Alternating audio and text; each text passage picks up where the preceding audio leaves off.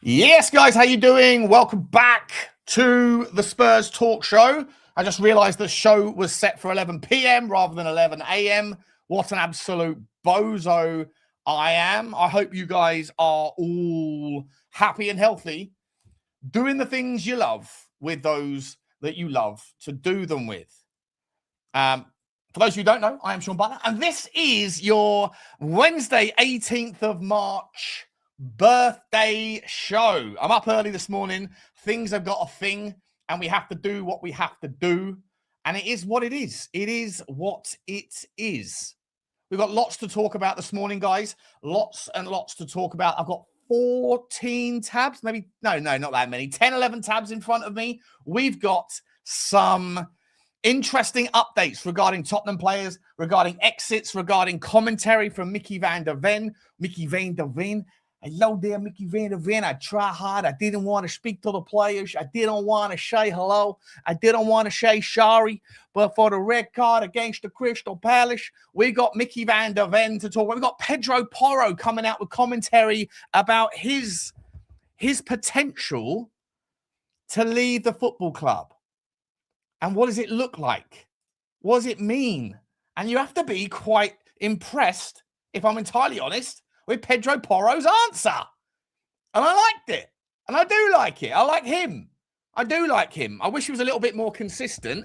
I wish he was a little bit more able to do the things that he does well when he's doing them at Tottenham, because, as I've always said, he is a pretty good litmus test for Tottenham Hotspur.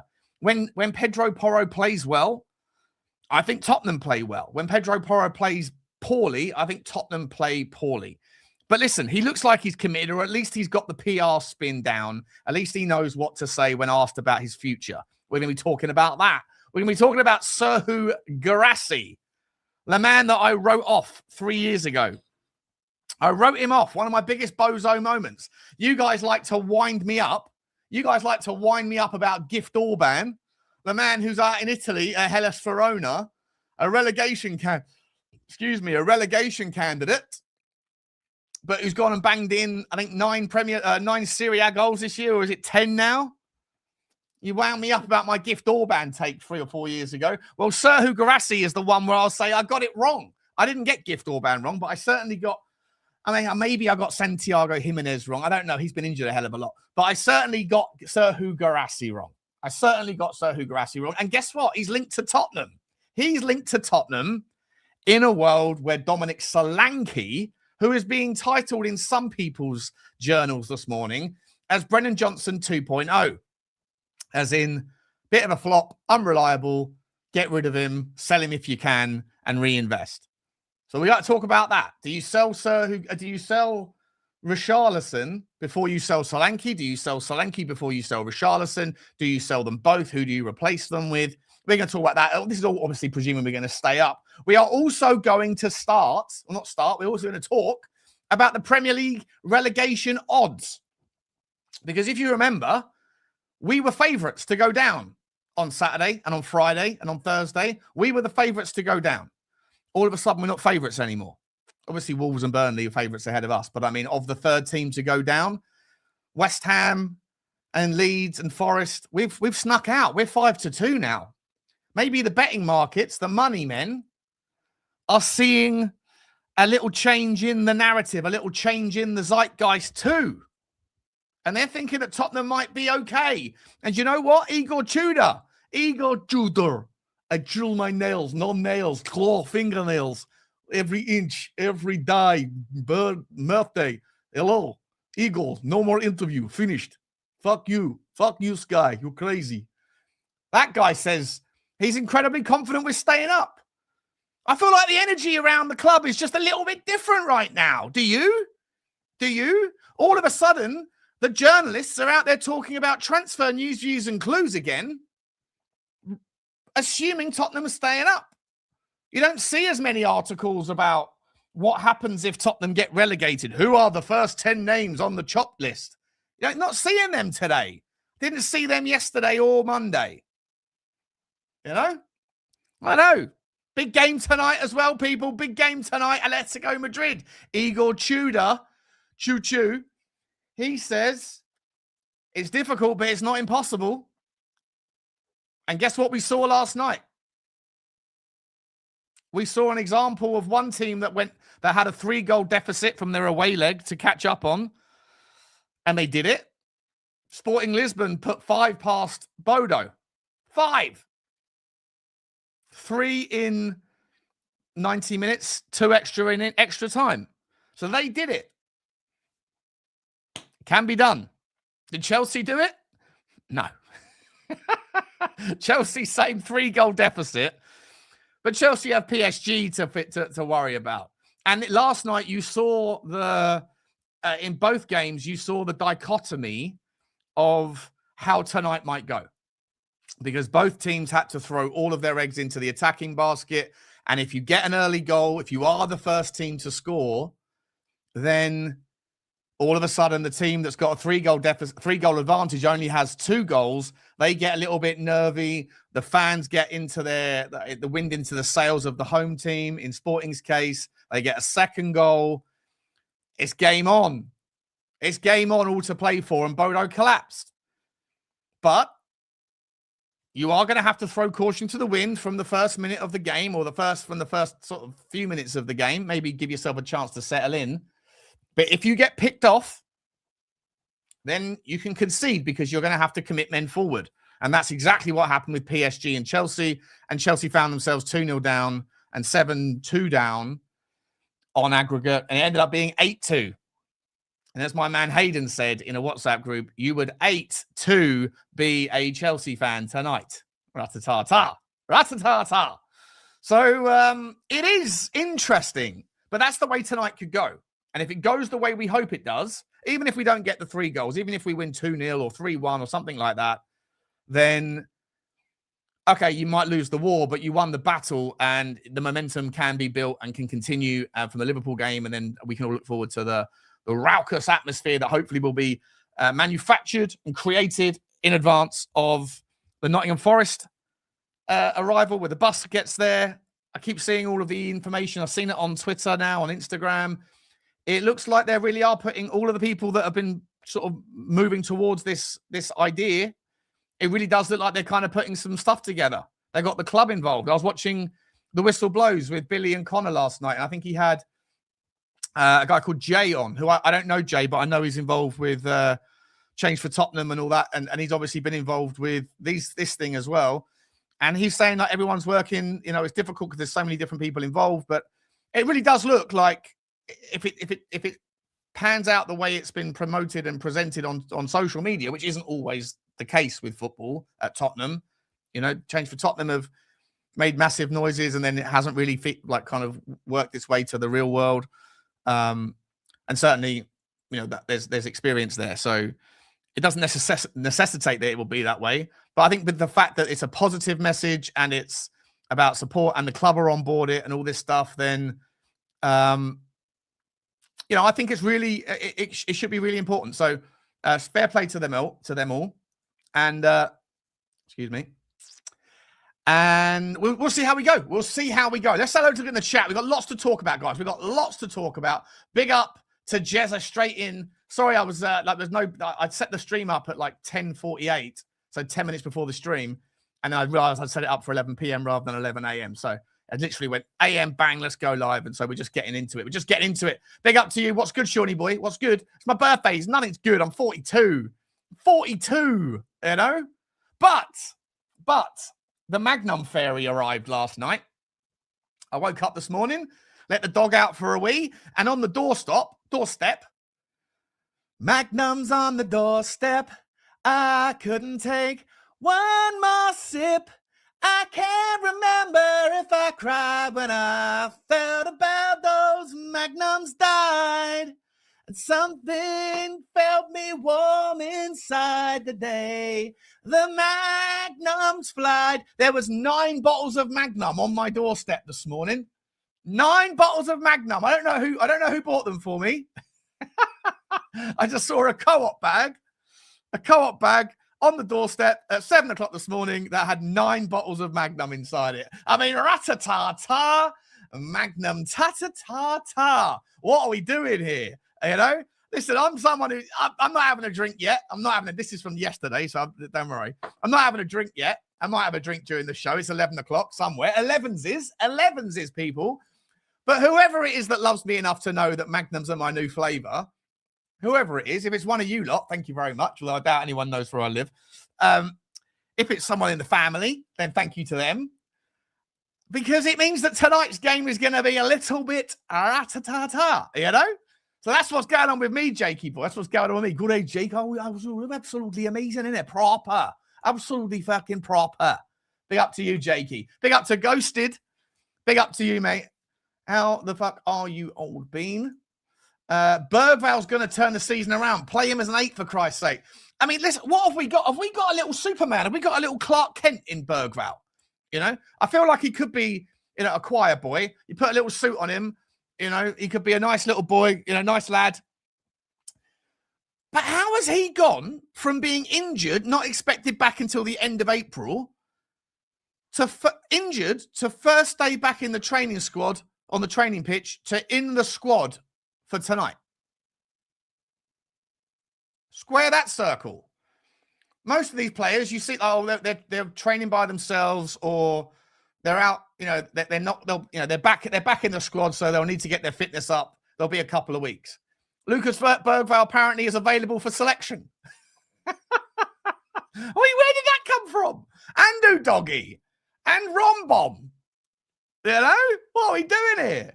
It's going to be interesting. Are we rushing him back? Is he going to break down again? We've been through this. We've seen this story before, haven't we, guys? We've seen this story before. Didn't know Micky was an Aussie. Hey, guys.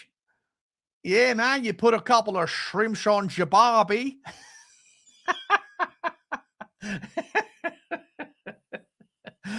My Dutch accent is absolutely shambolic. All I know is just they sound a little bit with the shish, with the esh. You know, the esh is a shesh.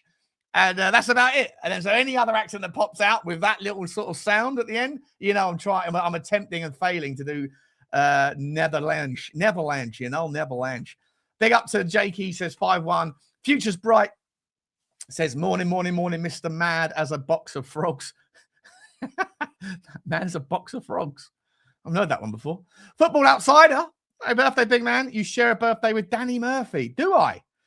Danny Murphy is married to the daughter of my ex next door neighbor when I used to live in Clapham in London.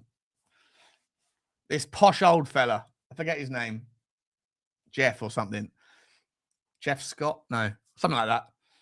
And his daughter was married to Danny Murphy. I met him quite a few times. I didn't know he was my birthday. I didn't know that. That's interesting. Big up to you for the birthday wishes, mate. Big up to you. Morning voided. Evening to you. And happy birthday. Thank you very much indeed. Happy birthday, Butler, says Ghosted. Big up to you guys. Morning, Sean. I don't trust Romero or Van der Ven. I don't really either, to be honest. I think if I have to pick one of them to come back in, I'd pick Romero.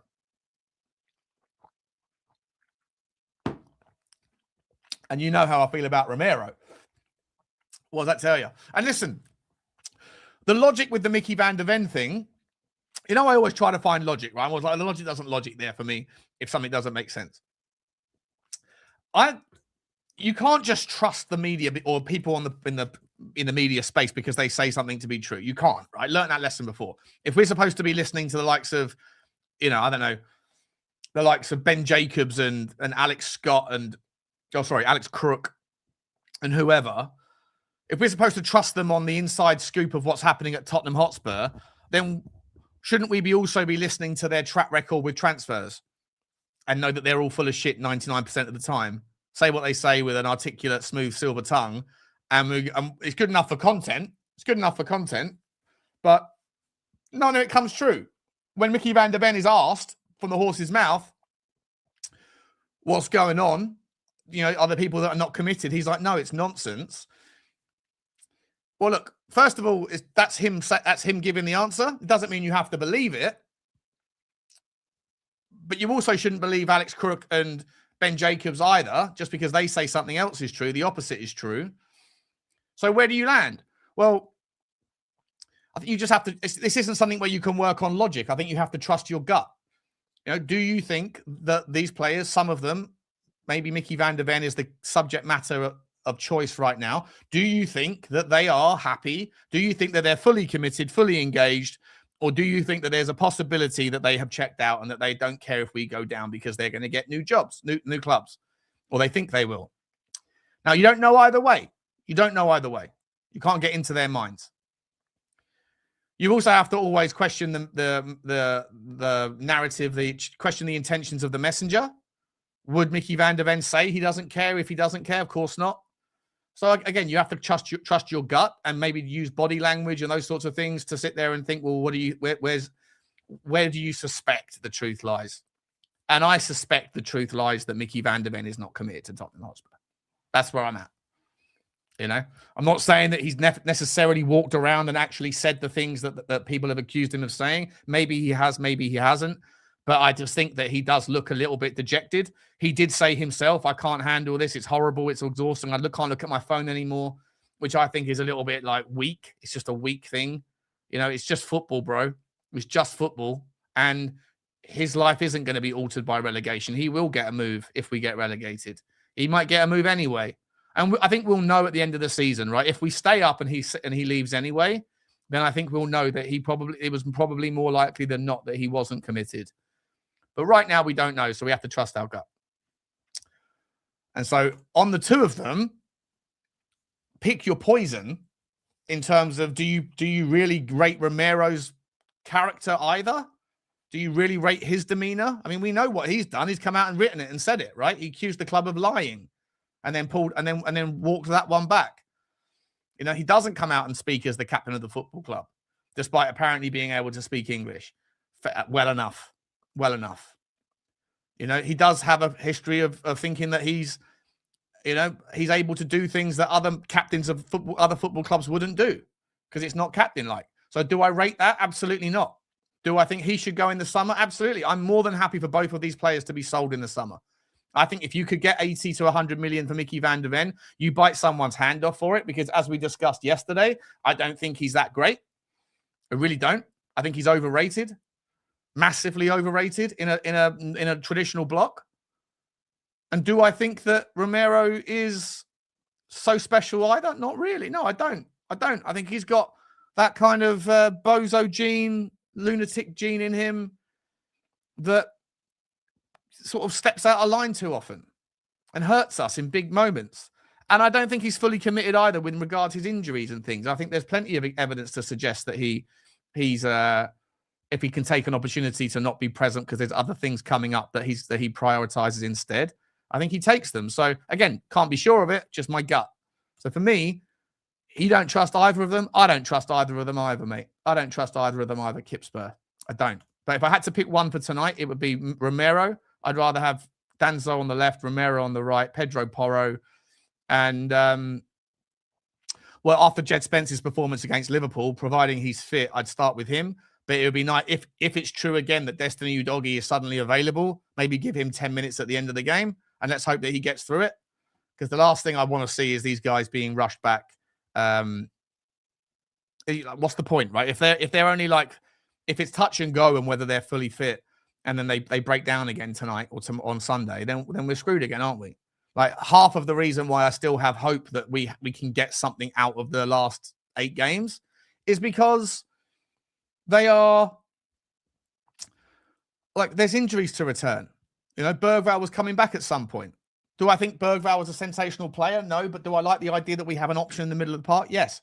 Conor Gallagher, right? Is he fit? Doesn't look like it. I don't think he was seen at training yesterday. So I don't know I hope he hasn't got meningitis or something. I hope he hasn't been kissing university girls in Cambridge. Where is it? In wherever they are, wherever those guys are sick. Poor people, by the way. Meningitis is fucking horrible. I knew someone who had meningitis when they were 16. Horrendous. Absolutely shocking. I hope all those kids get better soon. Anyway, let's move on. I'm getting off topic. Big up to them. Big up to you, Kitspur. Pedro should be sold. Yeah, listen, I'm okay with Pedro Porro being sold as well if he wants to go. I don't think he's necessarily the right player. I think he's a good player, but I don't think he's the right player for where we are at. I don't think you can have the luxury of a guy that can't defend playing at right back. Like I say, and when he's in a bad mood, when his kind of confidence is low, his passing is erratic, and if his only exceptional part of his game is erratic, then again, there's a definite correlation between his poor performances with the ball and Tottenham's poor performances generally. So I think he's a player that he's a luxury sort of player to a degree. He's like a Trent Alexander-Arnold, just like maybe a B-Tech version. And so you couldn't put Trent Alexander-Arnold into our team and expect amazing things because we're just not good enough at retaining possession. We're just not good enough at transitional play. And so like you can't have a player in that position that's going to constantly be targeted by other teams that are just as good as us or better and be exposed in that regard. He's a player that needs to play for a team in a league where they are like a dominant team where they have 65, 70% possession.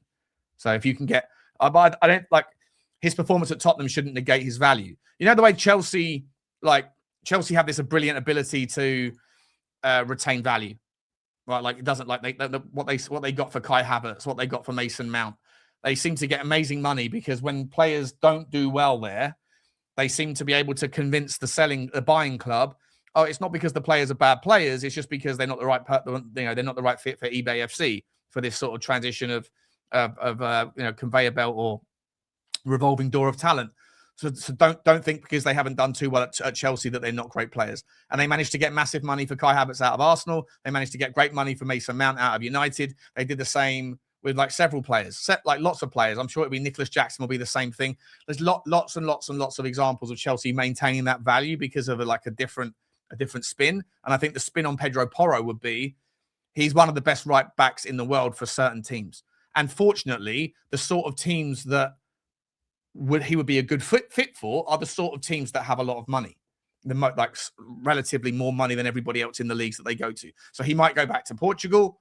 He could go to Spain. He could go and play for Barcelona. He could play for Real Madrid. He could play for Manchester City. It looks like Manchester City are interested in him. All of that stuff is true. And I think you could still you could definitely get your money back on him. You could definitely get, I mean, what did we pay for him? 40 million quid, was it? I think you could get 55. You should be able to get 55 million quid for him because, again, they should be able to see the value of that player in their system, not the value of what he looks like in our system, which is a different thing. Anyway, let's carry on because I want to get to Pedro Porro. If I'll just do it now. Fuck it. I'll just do it right now. Let's get and I'll come back to the chat in a minute, guys. I'll come back to the chilly chit chat in a minute. Let's have a look. Where are we?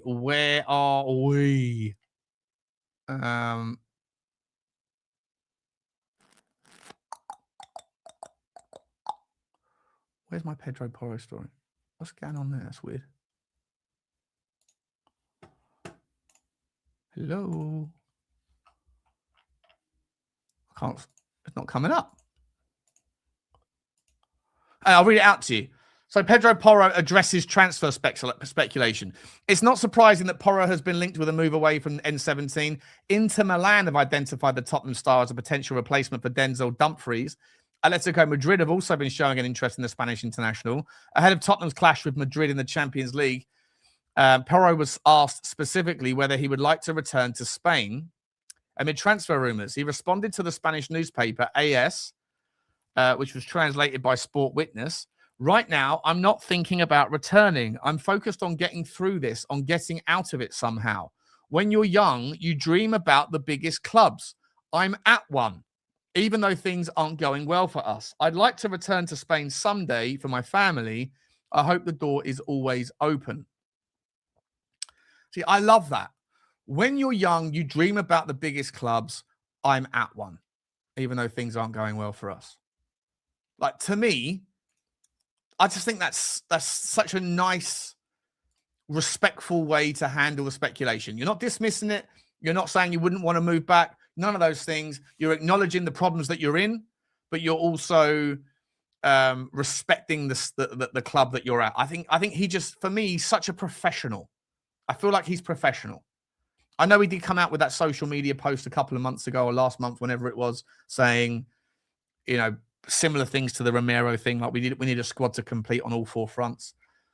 But he didn't call the club out specifically, did he? He didn't say it in the same way. I just rate it. I rate him. I rate his tenacity, his fight. I like his personality. I like his smile. You know, I do like his smile. His big fucking teeth. It is my birthday, Future's Bright. Big up to you, Nige. Big up to you, Yido. I'd take a Vuskovic and Danso as our centre-backs next season, Jakey boy. Yeah. Well, I'd like to see us go and get, if you're bringing Vuskovic back and you bring it and you're keeping Danso, and let's say you sell Micky van der Ven and you sell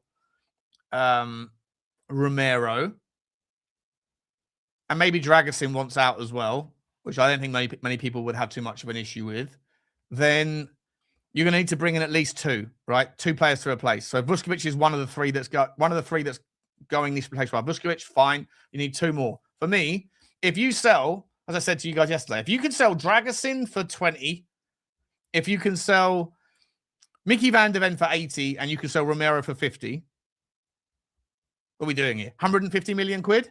You go and throw the book at Senesi. He's a free transfer, and what a player he is. Go and get Senesi all day long. And then with the 140 you've got left, because you'll give the guy a £10 million fee or whatever, signing fee, or his agents or whatever else. With the other 140, well, if you go and make, I don't know, go and give Everton 70 million quid for Jared Branthwaite, who's a year younger than Micky van der Ven, and he's homegrown. Maybe it'll cost more. Maybe it'll be 85. I don't know. But you go and get me a Jared Branthwaite, perfect for what we're trying to, like, for a balanced system. He's fast, he's capable, he's a decent passer, he's strong as hell in the air, he's built like a fucking ox. Like, you're not going to be able to get past him easily. He's decent at one-on-one. He's got so much room for improvement. There's very little to dislike about someone like Jared Branthwaite, and he's left-footed, left-sided. And so I think then you have a wonderful five ball of centre-back options. You've then got Danso for the right or the left. You've got Vuskovic for the right or the left, or the middle of a back three. You've got Branthwaite for the left, and you have Senesi for the right. Or go and get me Van Heck from Brighton. There's a number of decent centre-backs out there. Go and get me Murillo from Nottingham Forest. If Nottingham Forest go down, go and get me Murillo, bro. I mean, you buy him. I'm sure he would be wanted by everybody, but Murillo is an absolute baller. There's loads of centre-backs out there that Tottenham could improve upon and relatively save money, even if you do sell Van der Ven and Romero. Van der Ven is a flash player, a flair player that looks fantastic in a certain environment. I'm not saying he won't go on to be a great thing, because he will go to one of the clubs that, again, plays highline football, similar to Pedro Porro. You take those two players that underperform in a deep line block where there's lots of pressure into certain avenues, and you take them out of that, and you put them in teams that have 65% plus possession, whether they're home or away, and you have wonderful talents around them so that Pedro Porro can go forward. And if he does happen to get exposed defensively, you have other people that can get across to help them out. You know, those players will look better than they are now, or they have ever looked at Tottenham in those environments, but they're just not the right fit for Tottenham in the cycle of where we're at. So don't negate that in your valuation, but do accept the right price and go and get a better fit. Square pegs, square holes.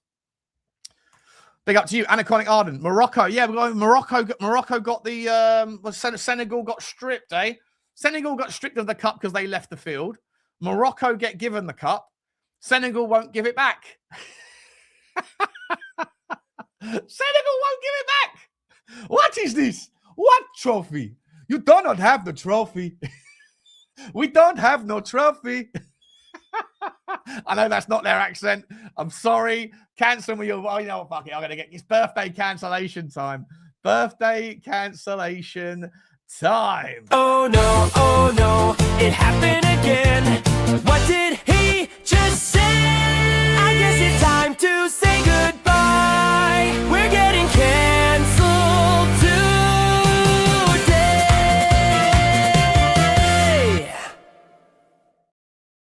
Big up to the cancellation crew. Big up to Jakey Magnums. Happy birthday, says John. Happy birthday, G, mate. Cheers, brush your teeth. Big up to you. That reminds me, I haven't done mine yet. What copium, Sam? What copium are you talking about? What have I said that's copium? Hi, Cal. Hi, Sean from FNQ. What's FNQ mean? Is that a country?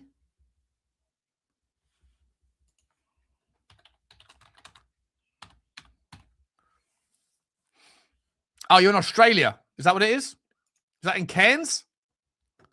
Far North Queensland? Is that what you mean?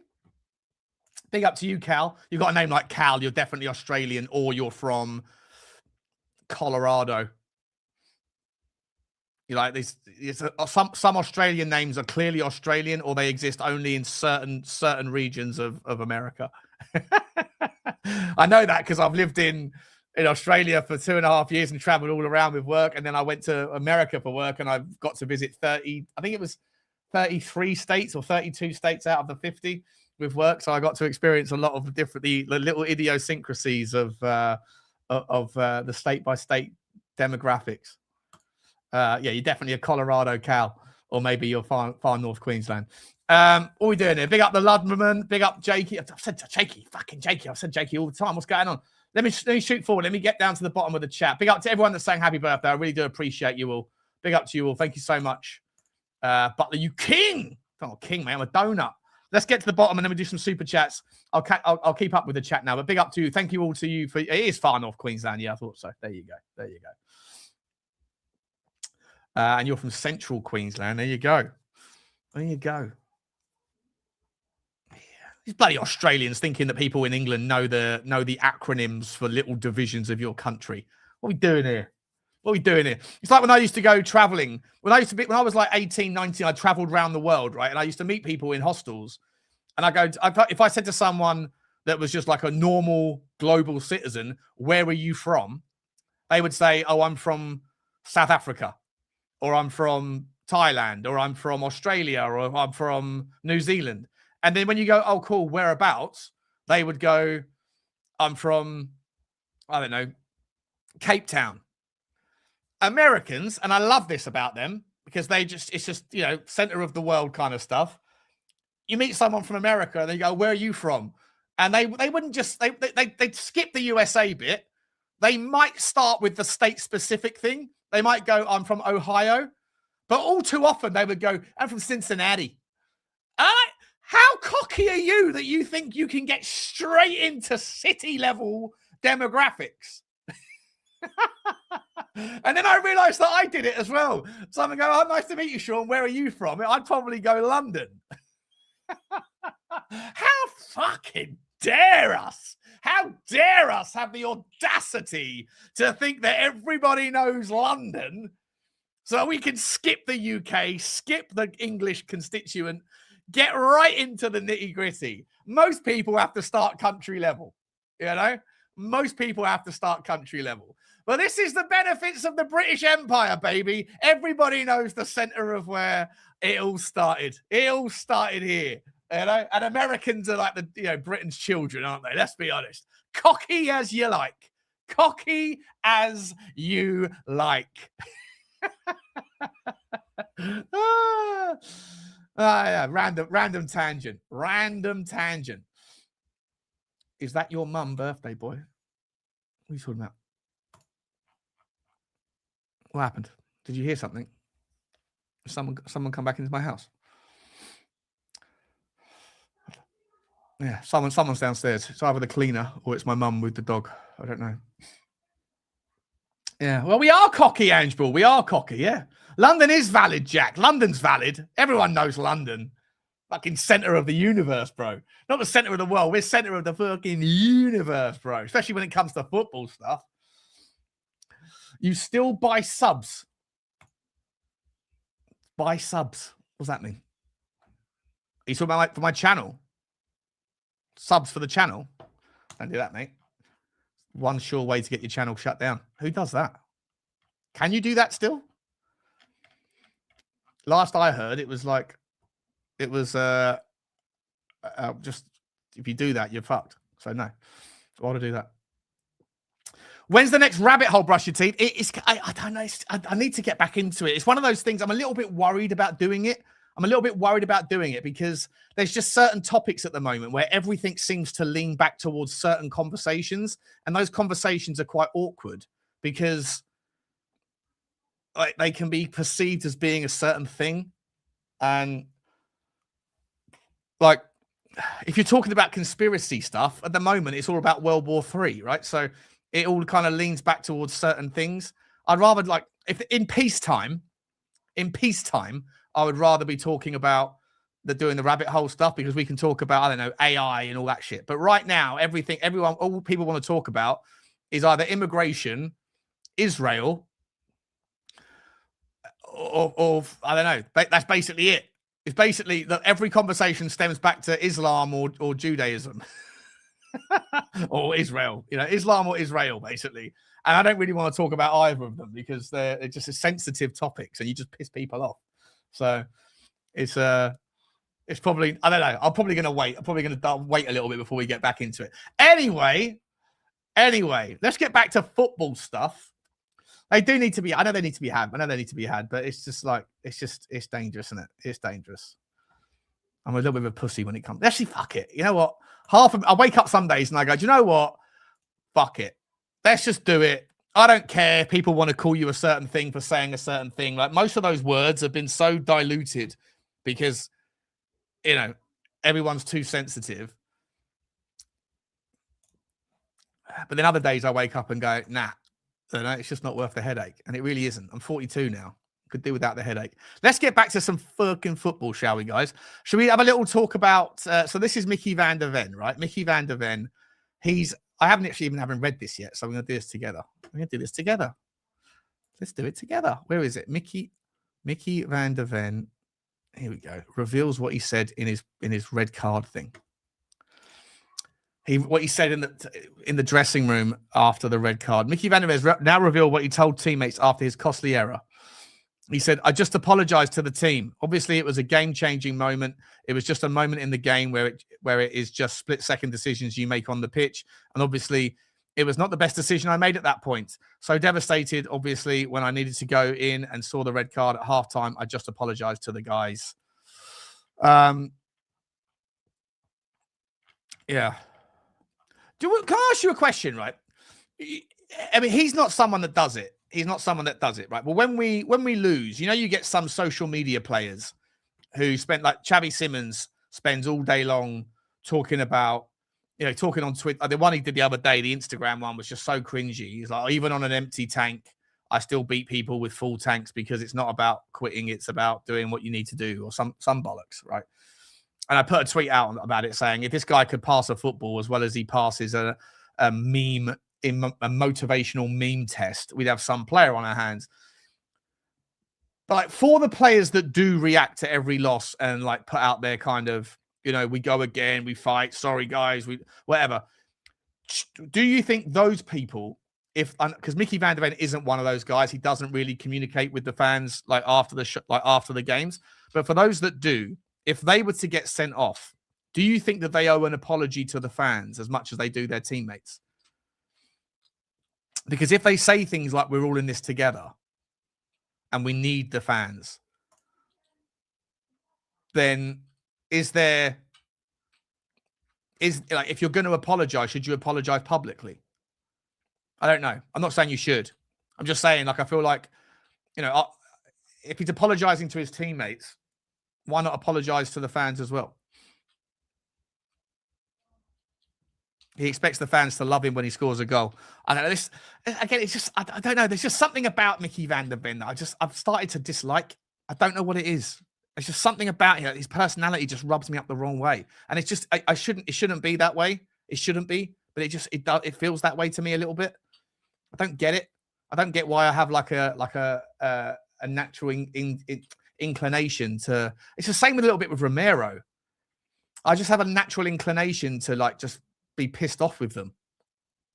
It's a me problem. I shouldn't be that way. It's bad on my part, but it's in my gut. I don't know why, And Richalison is growing on me. Richalison, I'm starting to I'm almost getting at the point where you know what I was going to say. I'm about to apologize. I'll never apologize. I never disliked the person. I just disliked the footballer.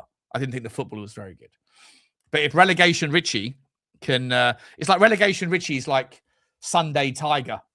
If you ever played PGA golf on Electronic Arts back in the early 2000s, you had Tiger Woods, and then you had Tiger Woods on a Sunday when he wore his red Nike shirt, and he was just a better version. Sunday Tiger's better than Saturday Tiger, Friday Tiger, or Thursday Tiger.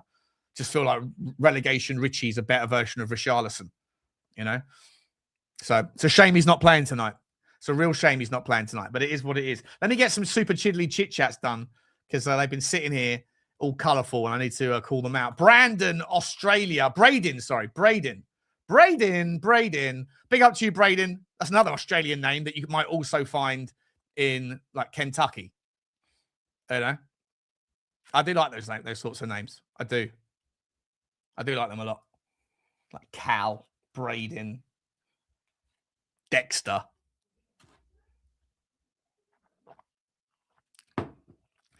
You know, Bradley. Names that are like they're Western names, but they're not found in England. You wouldn't find anyone called Braden. You know, you wouldn't. Jaden. Some of the names that you find in like bogan parts of Australia. I'm not calling you a bogan, by the way, Braden. Not that it's an insult if you are, or not that it's an insult if you're not, because I quite like bogan. I got my best mate was a bogan, but in that kind of country bumpkin kind of side of Australia, some of those names you won't find in the white half of England, but you will find variations of it in the black community. You know. Because the black women in England, like, have got some fucking cool names for their kids. Really cool. They're very creative. Whereas like traditional white families, white mums and dads, whatever, they just go like, oh, we'll just call him John. Yeah. Simon, James, Mark, Sean. Even Sean's a little bit rare. It's fucking boring, but it's still a little bit out there for a white parent to go, what should we call our son? Let's call him Sean. Oh, easy, Sean. What are we? We're trying to be a little bit flamboyant, are we? No. Let's just call him David, okay? Easy. You know where you are with David, okay? Standard. Let's not expose our child to potential troubles with a slightly flamboyant name. Whereas, like, you know, black families, let's fucking go for it. We'll take a bogan name, we'll spin it, we'll spell it differently, and it'll be fucking cool as mustard. You know? Anyway, I'll go off on a rant and a ramble. What am I doing? It's birthday Butler, isn't it? Birthday Butler. Like relegation, Richie, it's birthday Butler. Going off on tangents. It's only 11:43 in the morning. Big up to you, Braden. I appreciate the new member. Thank you very much, mate. I appreciate you, buddy. Appreciate you. Dangly Ball says, get another mag later. Happy birthday, sir. Check out Antonio Silva on the Data MB. Reckon he's a beast. Oh, Antonio Silva. Yeah, he's fantastic. He plays for, he's at Benfica, isn't he, still? Or is he at Sporting? Benfica? I'll do it in a second. I know he plays in Portugal. Where is he? Benfica. Fuck it, I'm going to look it up right now. Fuck it. Where is he? He is at Benfica. Yeah, I thought so, yeah. Yeah, cracking player, mate. Cracking player. But Portuguese football's not the same. There's a reason why he hasn't come to the Premier League. I think he will come to the I think he'll be a brilliant player. I'd take him all day long, by the way. I'd take a risk on him. I think he's class. And he's young, still young. He's been around since he was 17. So, well, he's been around since he was born, but I mean, he's been a profile since he was 17. So, bit of player. Thank you, Dangly Balls. Appreciate you, man. Thank you for the happy birthday wishes as well. Big up to you. Happy birthday, says Chris K. Big up to you, Chris K. You changed your name again. Keep changing your name. It was K9 before. Now it's K dash. Happy birthday, Shawnee boy. Keep doing you, bro. Thank you, mate. I will. It's all I can be. It's all I can do. Can't do you. All I can do is me.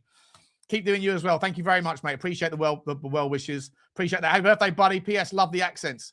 Listen, Art. Your name is Steven Schulberg. You sound like you're from South Africa, bro.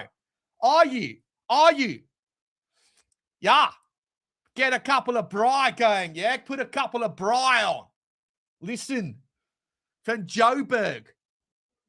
Right.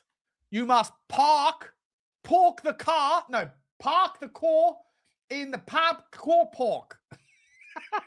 I've got to work on the accents. I feel like I'm decent at some, fucking shambolic at others. I need to get, and the impersonations, the impressions need to be smoothed over. Tada. Big up to you, Stephen. Thank you very much. I know you're probably not even South African. And Schulberg's probably not even South African either. It's probably, I don't know, you probably got some Germanic. I probably should have gone, where are your papers? Big up to you, Stephen. Thank you very much indeed, my man. Ulrika Ratatata, Ulrika Car with the super chat, the super sticker, and with the super sticker train commences. Appreciate you. Get out of the bath, pour yourself a G&T, dry your bits. We got Tottenham to discuss. Big up to you, Ulrika. Thank you so much. Dean Lord, Shoudini. Happy birthday, Shawnee. Have a great day, mate. Thank you, mate. Appreciate you. We'll grab you a pint Sunday if I see you. Yeah, I'll be there on Sunday, mate. I'll be there on Sunday. I'm going out big time. Like big time. When the protest people say, or when the other people turn around and say, oh, we've got a meet starting at 11:30. That's like not early enough for me. When we used to do the protest for change for Tottenham, and people used to say, oh, the game starts at 4:30, so we're going to meet at 3 outside the Sports Direct and walk down. That to me was the trigger. I need to be there by 1 o'clock because people would be arriving before 3, and I like to be the first one at the party. So I can get a couple of magnums in on the way, and then my day can start at like 9 a.m. and it's all like gearing up, all building up to things. So that's what I like to do. So if they're saying be at the outside the bricklayers at 11:30 on Sunday, guess what? It's an early start for me, Deanie. It's an early start, Chew, buddy. I think I'm going to be up at like 7 o'clock in the morning, out of here with a bacon roll at 8:30, up to Tottenham by 9:45. I know. I love those sorts of days. I love it. An excuse to be drunk before the hour strikes 10. Ra-ta-ta-ta-ta-ta-ta-ta-ta. Thank you very much for the super chat, my man. Appreciate you very much. Sanilla, my man. Listen, I wanted to say, I didn't get a chance to say at the end of the show. I completely forgot. Buddy, first of all, thank you so much for the super sticker now, the super chat. Very generous of you. But thank you so much for the offer of your seats for tonight. I decided not to go just because... obviously going on Sunday, and I just know I'll probably set myself back if I go tonight. So I'm going to do a watch along here.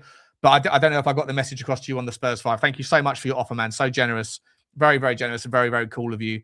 I would never take any sort of anything like that from someone without paying for the cost of the ticket or whatever. You know, I would never do that. But very generous and very, very, very much appreciated. So, thank you very much, mate. And thank you for that super sticker as well. And Sean, did I call it out the other day about Van der Ven being a rat hazed? You did, mate. You did. Listen, we don't know if he is. We don't know if he is. I think he is. In my stomach, I think he's one of the guys that doesn't care. Even his press conference just looked like he was just dour and downbeat, you know? And like, if he wants to be a champion, if he wants to be a leader and wants to play with like proper warriors, he's got to like, I don't know, for me, he's got to like man up a little bit with the kind of sulkiness and certainly not be telling the world, oh, I can't even look at my phone because, you know, the energy sucks. Like, fucking hell, man. You know? Go and get, if World War III happens and there's global conscription. Is it called conscription? Yeah. You know, he might have to go to war. He's of that age, right? That's why I'm glad I'm 42, because as last I heard that conscription finishes about 35 and then it gets pushed up to maybe 40 in the case of Ukraine with the Russia thing. So I might have just got myself out of trouble.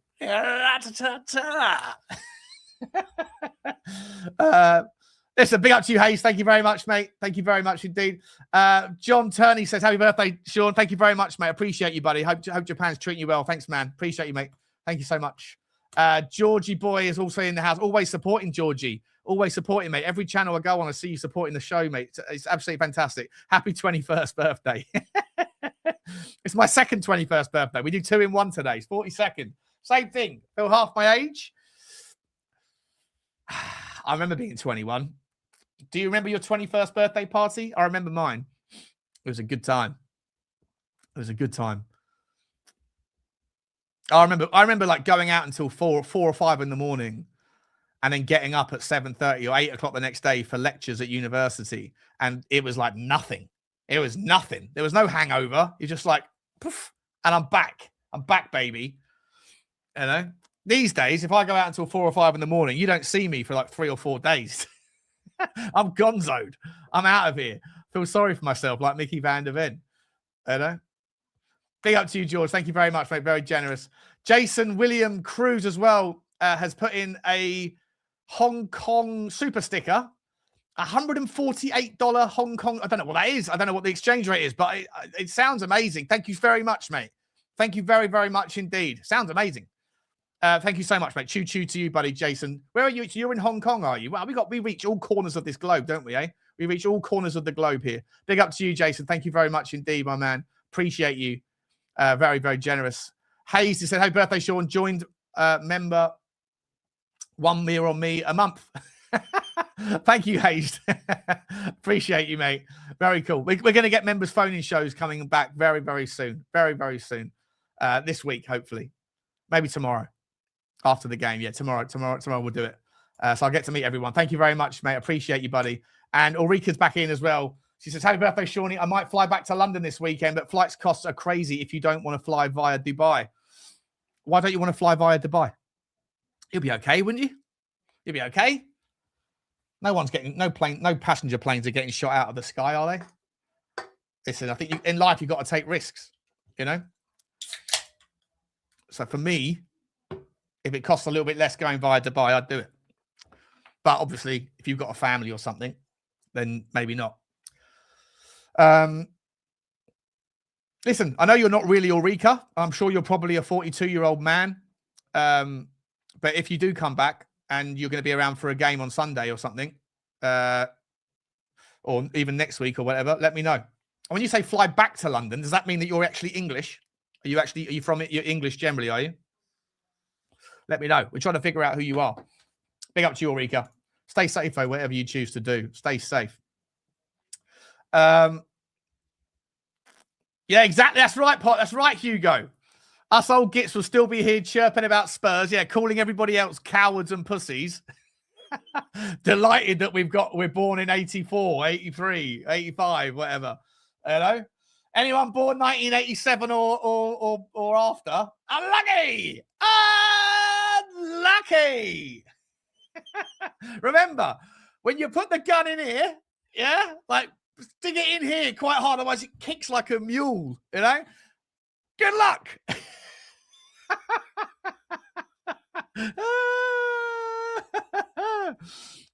Shawnee is flirting with a chat on stream. Yeah, flirting with a 50-year-old bloke. Yeah.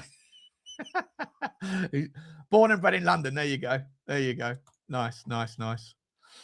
Big up, Dom. Big ups. Come on, you Spurs. Born 78. Yeah, we're staying safe, boy. We're staying safe. Unless it gets real messy. Imagine if they turn around and go, we got to up the conscription to people born, you know, before 1976. You go, 50? 50 or so everyone who's under 40 has already perished. It doesn't look good. At that point, I'm just gonna, I don't know what I'll do. I don't know what I'm gonna do. I don't know. Disappear somewhere. Somewhere we go. Anyway, I just want to double check that when I was talking about Jaden's name, not Braden's name, that I wasn't getting accused of being anything silly, because I'm probably verging on areas where you could be called all sorts, you know. Anyway, did it go down well, or did it go down like a pint of warm sick? I don't know. Don't matter, does it? Anyway, let's get back to the stories, guys. Let's get back to the stories. What was I going to say to you? Right, we've done Micky van der Ven. So we've got this story about Dominic Solanke. We've got the story about Dom So Wanky. Where's my thing gone? Let's have a look at it, shall we? See what we are doing here. So Dom Solanke.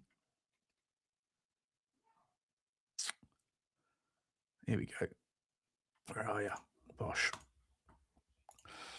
This is coming out of a few different places today. I just picked one. I picked one journal, but it's coming out. It's been sort of touted around quite a lot that Spurs, it remains remarkable to think that having sold the club record scorer Harry Kane in 23, Tottenham didn't actually go out to sign a direct replacement, with Johnson ultimately arriving on deadline day. Dominic Solanke only joined a year later, with Daniel Levy and co leaving Postecoglou to rely on £60 million man Richarlison as his leading centre forward for that season. Perhaps the sale of Kane and the wayward succession plan is where the start of Tottenham's woes really began. Yada, yada, yada. Signed from Everton back. Oh, for fuck's sake, get to the point. Richarlison is the leading scorer at present, albeit with that perhaps a more damning indictment of his teammates, with the Brazilian international not exactly proving prolific. I think he's got 8 goals now, hasn't he? Regularly plagued by injuries. Mate.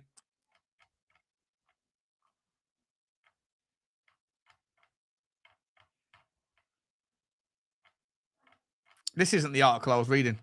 The article I was reading was about Dominic Solanke going, not Richarlison going. This one's about Richarlison. I fucked up. Don't know about that. Let's talk about it. I mean, you hit the ones and zeros game. Would you who's your priority to sell in terms of in terms of strikers this season? Could both go for you? Like, would you be on board Tottenham having a complete reshuffle, providing we stay up, we finish say 16th or 17th? You sell. We've already spoken about. I think everyone seems to be. First of all, are you guys okay with selling ones and zeros game? One, are you on paper okay with selling both Romero and Van de Ven this summer? 1 for yes, 0 for no.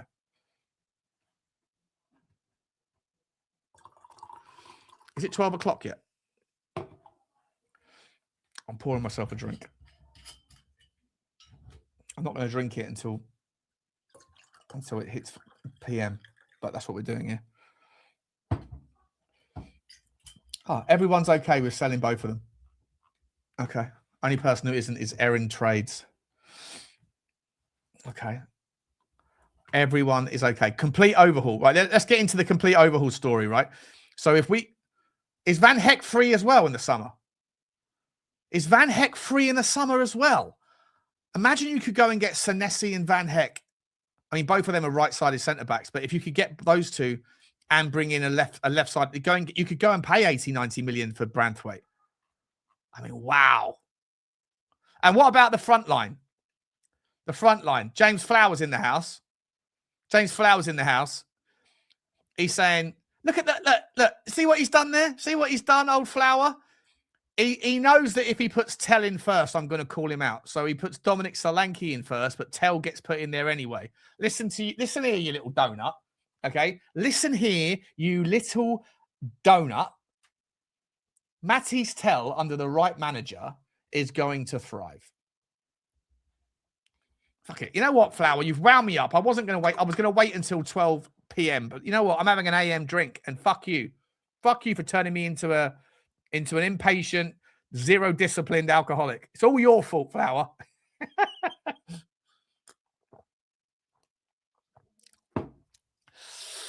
Rat-a-ta-ta! Rat-a-ta-ta-ta-ta-ta! What are we doing here? You know what? Let me get that bozo on here. Let me see. He's obviously sat in his work van. In between. Oh, he's even messaged me. There you go. There you go, you donut. I didn't see it. I didn't see it. You absolute clown. Get yourself on, mate. Get yourself on. Hang on 1 second.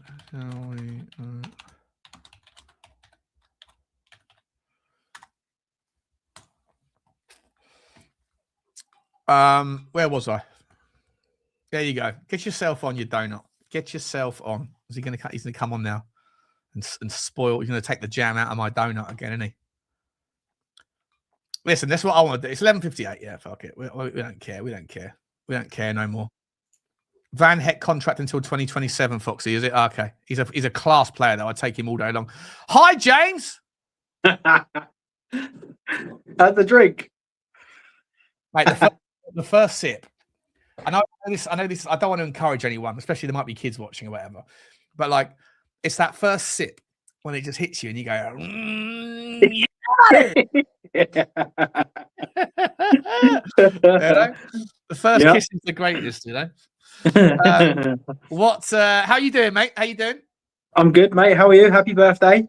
Thanks, buddy. Thanks, mate. I'm good, mate. Yeah, I'm in good mood, good spirits. I'm looking forward to tonight, mate. I don't know why, but I feel like I'm probably going to get mudded. I know I'm going to get mudded by people that are perennially pessimistic for having the audacity to like think that maybe there's a reason that like a couple of days ago, everything was so shit to be a Tottenham fan. You know, yeah. A lot of people are dialing out because they don't have to worry about it. Like but I have to talk about it all day long. So like, it's bloody boring. But then, like, I was such a surprise. I was so surprised that we got something out of the Liverpool game that I just feel like it was a little bit of a sort of, I don't know, like a kickstart. You know, it's like you've been sitting there trying to turn the engine on your car, and it's going, and you're like, oh, fuck's sake. And then eventually it goes, and you're like, yes! Now, it might conk out again in 10 seconds. But just for now, I'm like, fucking come on. Yeah. You know? No, I agree, mate, to be fair. Once that game finished, I don't think I've cheered a goal for about, since the final, probably. And when that goal went in, I was like, yes, like finally. So for me, I mean, I get it. A lot of people going, yeah, but you could be overlooking things. You could be getting ahead of yourself or whatever you want to say. Yeah, maybe. But at the same time, we haven't even drawn a game for God knows how long. Let me have that little moment. And for me, I've said this game tonight, if we can draw or win, regardless if we go through, I only see that as momentum onto the weekend. So even like 1-0 win, I mean, obviously I want a 3 or 4-0 win and go through. But if we was to get a 1-0 win, I would take that as a positive. I go, well done. Or even a draw. You go, right, a draw away at Anfield, a draw against Atletico Madrid. We've now got Forest. It naturally puts you in a better position. If I said to you right now that tonight will either be 3-0 to Atletico Madrid or 3-0 to Tottenham, it goes to extra time. So another 30 minutes in the legs, right, which will be exhausting. And then you don't know the outcome, right? So you sort of roll the dice with the outcome of extra time, but you probably know the outcome if it stays 3-3 because Vicario can't save a penalty. Your goalkeeper, by the way, your keeper. You know? I mean, yeah, he gets a bit of a rough of the rough with the smooth for me, but yeah. So that scenario, right, where there's a chance that because you have to throw all the caution to the wind, you might get picked off, like what happened with Chelsea and PSG, or it might go the way that Sporting and Bodo went. So you take that risk. Or option B is you go out tonight, but you play well and you win the game 2-0. So we win 3-0 and go to extra time, or win 2-0. No. You either win 2-0 and you go out, but you grab the momentum from it. And, you're out of the tournament, but it's a positive result, positive performance. That's option A. Or option B is you might get pumped 3-0. Or if you actually do well enough, you win 3-0, but then you have to play an extra 30 minutes. Okay. And you don't know the outcome from then on. Okay. So you might have you have the negative of, so you have the positive of potentially going through, or you have the negative of getting absolutely spunked, like absolutely destroyed, or you have the negative of having to play an extra 30 minutes when you don't have that many options, and then you don't know the outcome anyway. You still might go out, but then you've got to play Forest on Sunday with the 30 minutes extra in the legs of these players. Yeah, so obviously that's like a loaded question, if you like. But for me personally, I think I would take the chance of going through, just purely because that momentum would be tenfold, right? That would be right. That would be like if we went through tonight, you could imagine that buzz in the training ground, in the dress. There would almost be like a party after, right? For me, I think if we go through tonight, I would go, right, we are winning this weekend. I think that turns my head to we are winning this weekend. Winning 2-0, I'd still kind of keep the same. I just think, look, if you could take them to extra time and even lose, I think that they'll get into that dressing room and go like, boys, this was 3-1. Like we battered them 3-0 in the 90 minutes, like proofs in the pudding. And then Tudor can go, look, you've just smacked one of the best teams in Europe 3-0 at home. When Forest are going to come in a weekend, do the same and it'll be 6-0. Like I don't, along those lines. So for me, you'd rather roll the dice and go I think so. But what happens if you end up getting picked off like Chelsea did? There is that side. That's just as likely. That's just as plausible a scenario tonight. There is that side, but I just feel like with the position that we're in, I think Tudor could say, and I think it depends on squad selection, right? Because I think Tudor could go back and go, look, I threw everything at that. That's all on me. I thought, let's go and see what we could do. It backfired. I take the criticism for that, blah, blah, blah, blah, blah. And then you kind of swiftly try to turn it to, well, last Premier League game was 1 at Liverpool. We're going to kind of go from there, right? I think when you're in this position, something like that could be so vital. Like for me, if Arsenal win the cup this weekend, it's game over for me. I think they'll win the league and the Champions League if they win the cup this weekend, because I just think it creates that momentum, that narrative of, here we go. We know what we're doing here. We've done this here now. And that's where, if we can go through against Atletico, I think all the boys will turn around and look at each other and go, there's no excuse why we lose this weekend. We're going to batter them. And I think it's all well and good winning 2-0. But there still may be that bit of like, over the 2 legs we lost 5-4. Whereas if we go out and we beat them and we knock them out, I think everybody is going to be like, we're back. Yeah, listen, I agree, mate. I agree. I'm probably I was asking that sort of definitely a loaded question, but I guess the variables were just sort of like, is there? Because even if you get through tonight, chances are we're going to be playing Barcelona in the quarterfinals, right? So that's the story's going to end there, right? In all likelihood. I mean, it'd be absolutely insane if you could actually get something out of Barcelona. The only thing I would say is, look, this is the fan in me saying this, not my footballing knowledge, is I don't think Spanish teams defensively are very good. And I don't mean that to say, oh, you're going to go there and beat them, because we're not. But defensively, look at Atletico Madrid. They won the first leg at 4-0 against Barca, lost the second. They've been doing that quite a lot. Away from home, they're not great. Their defence is very shaky the moment you put one on them. So for me, if you go there and put one goal straight away, I think you'd see a different team.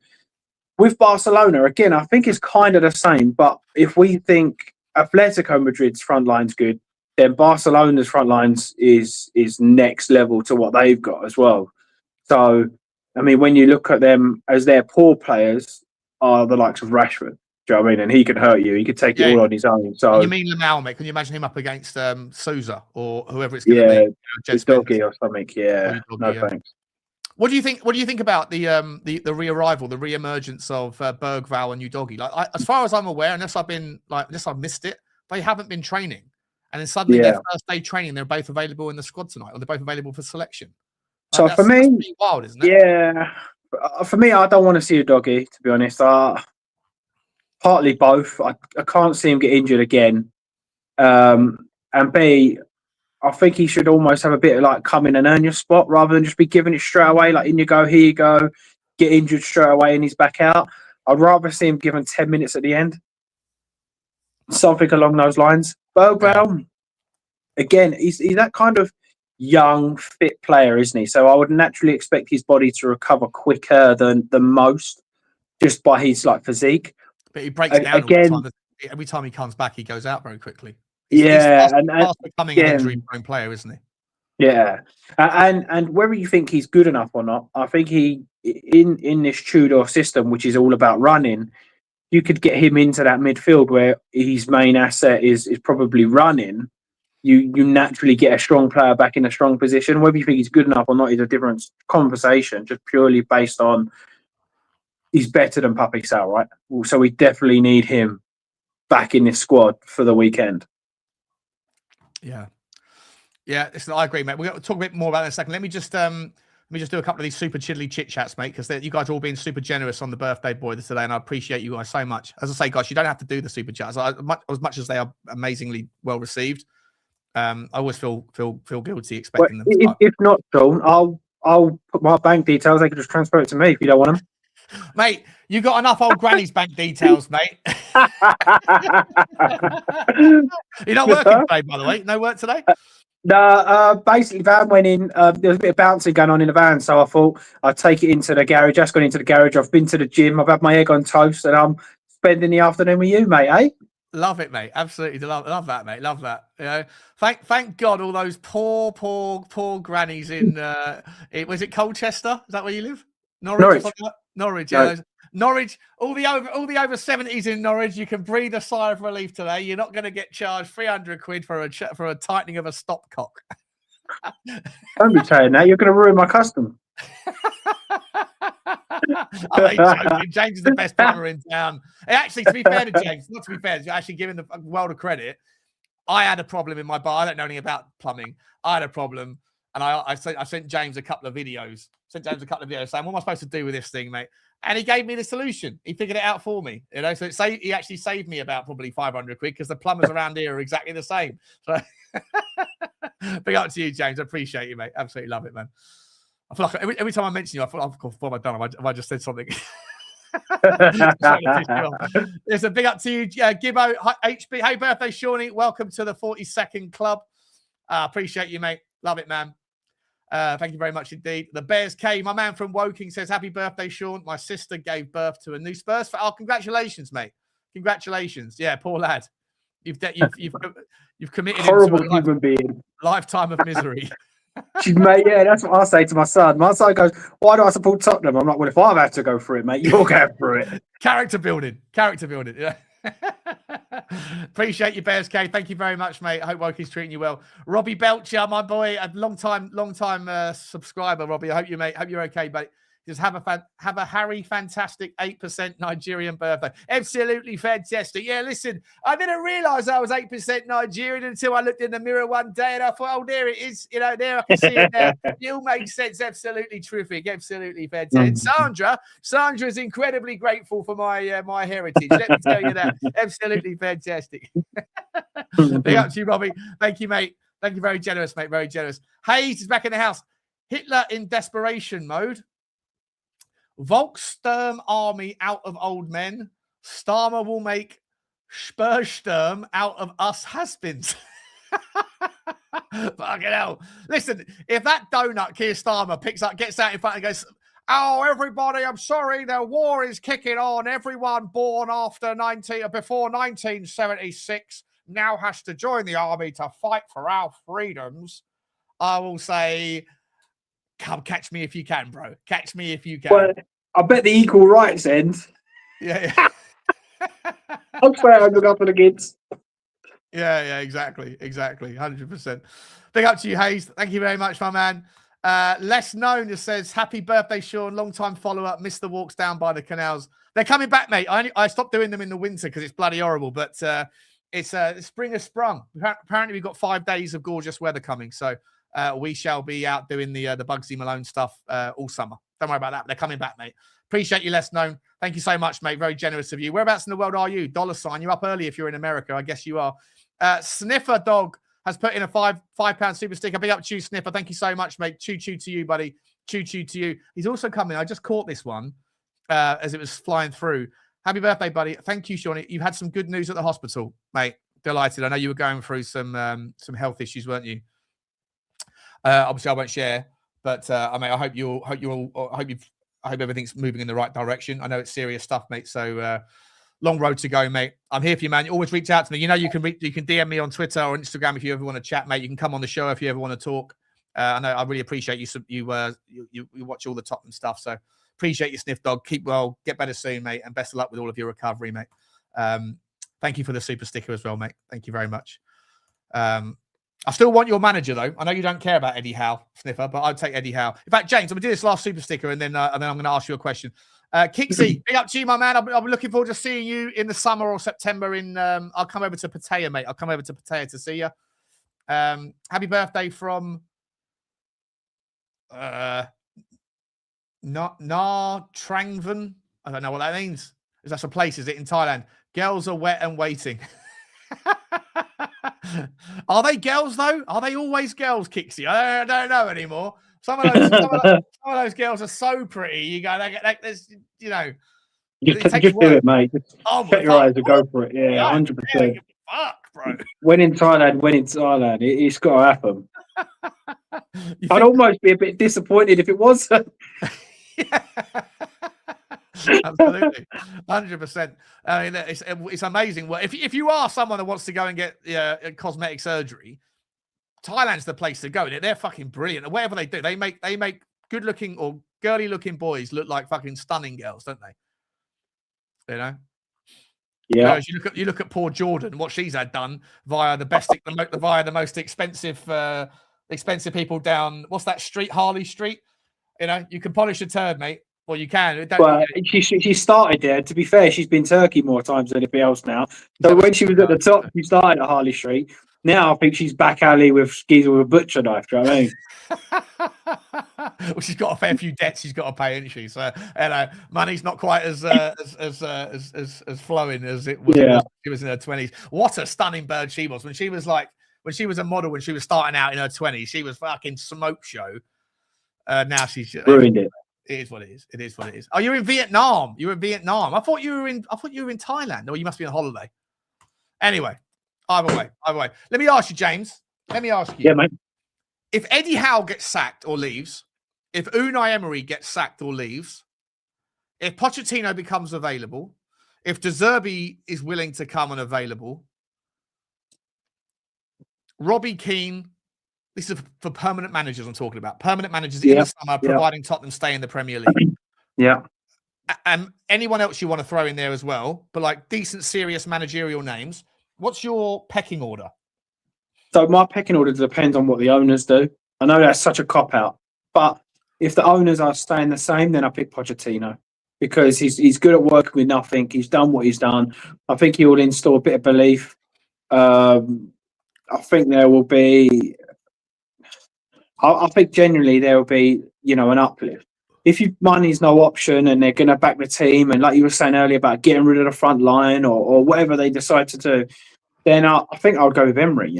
I like him. Well, I mean, if Enrique leaves, if he comes available, that would be my number 1, 2, 3, and 4 choice. But I can't see that happening.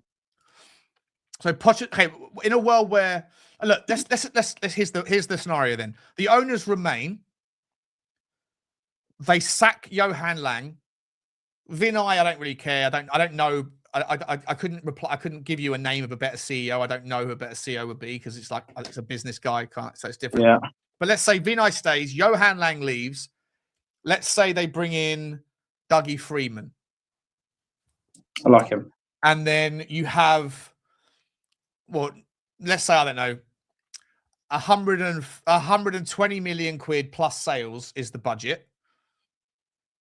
So standard summer spend plus any sales. And let's be honest, there's probably going to be a lot of sales, even if we do stay up, because I think that we need to clear out anyway. Yeah. Vinay's already primed us for that. So let's say you lose a couple of centre-backs like Van der Ven and Romero. I don't know if Porro will want to go or not, right? But he won't be short of options if there's the option for him to go. Let's say you can raise 130 million quid from those 2 centre-backs. And then maybe we do lose a Solanke or we lose a Richalison or whatever. Do you want to see who would you like in that regard, right? So Dougie Freeman comes in, but he's in charge of the negotiations. He's in charge of the talent ID. There's no Johan Lang to veto players. None of that bollocks. Would you rather have Pochettino? Would you rather have Unai Emery?